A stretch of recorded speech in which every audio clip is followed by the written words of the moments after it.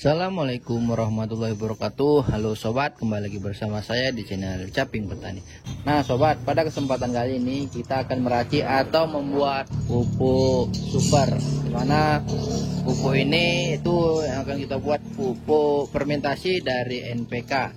Nah, guna kita lakukan fermentasi NPK ini yaitu bisa menghemat penggunaan pupuk NPK ini. Jadi dengan penggunaan sedikit kita bisa memaksimalkan atau manfaat dari NPK ini akan lebih besar. Nah, bahan yang kita gunakan di sini juga ada beberapa. Di antaranya di sini pertama ada air kelapa. Nah, sobat, air kelapa di sini saya dapat atau saya kumpulkan dari pasar. Ini ada sekitar 3 liter. Lalu di sini ada E4 yang telah diaktifasi. Sobat bisa juga melihat video sebelumnya yaitu aktivasi E4. E4 yang telah diaktifasi ini biasanya lebih kuat dan perkembangan mikroorganismenya lebih banyak.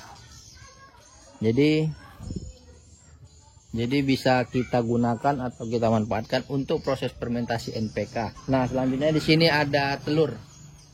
Jadi beberapa bahan ini kita bisa menggunakannya untuk pupuk yang super karena kelengkapannya juga sudah kita ketahui dari NPK sendiri sudah lengkap adanya NPK, air kelapa terdapatnya JPT dan unsur hara lainnya. Lalu pada telur ini kita gunakan atau kita manfaatkan yaitu protein. Bisa langsung saja kita ke proses pembuatannya.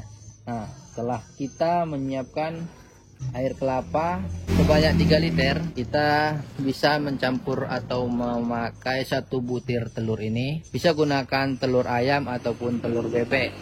Nah, untuk air kelapa 3 liter ini cukup menggunakan 1 butir telur.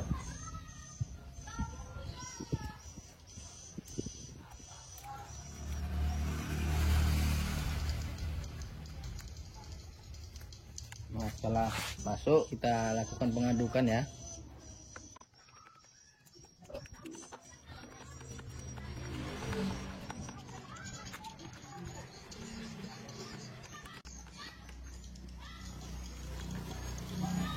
Setelah kita masukkan telur dan telah tercampur merata, kita bisa menambahkan NPK-nya. NPK yang kita gunakan untuk air kelapa 3 liter ini cukup 3 sendok saja. Kita masukkan ke dalam wadah.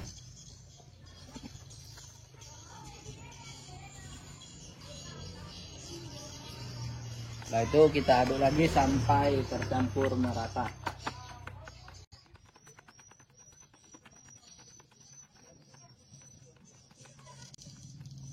Jadi sobat, dengan penggunaan NPK 3 sendok makan tadi, ini sudah jadi pupuk super kita sekitar 3 liter. Jadi ini bisa kita gunakan berulang kali. Jadi kalau misalnya ada sisanya bisa kita simpan dahulu. Setelah tercampur secara merata, terakhir kita bisa menambahkan E4 yang telah kita aktifasi.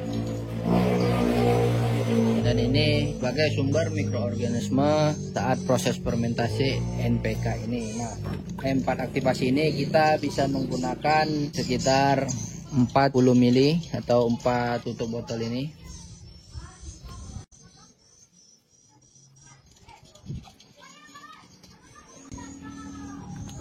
Lalu kita aduk lagi agar semua bahan tercampur merata dan homogen.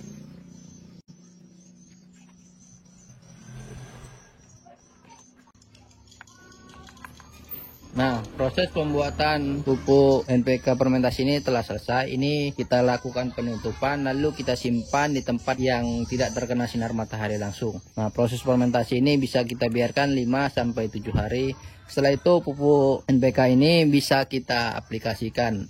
Nah, untuk dosis yang kita gunakan, kita cukup menggunakan 500 ml untuk 1 knapsack sekitar ukuran 15 atau 16 liter. Jadi dengan penggunaan NPK yang 3 sendok tadi, kita bisa buat pupuk cair sebanyak 3 liter dan pengaplikasiannya juga kita larutkan lagi yaitu 500 ml per 1 knapsack atau sekitar 15 atau 16 liter. Nah, ini cukup hemat dan pembuatannya juga sederhana.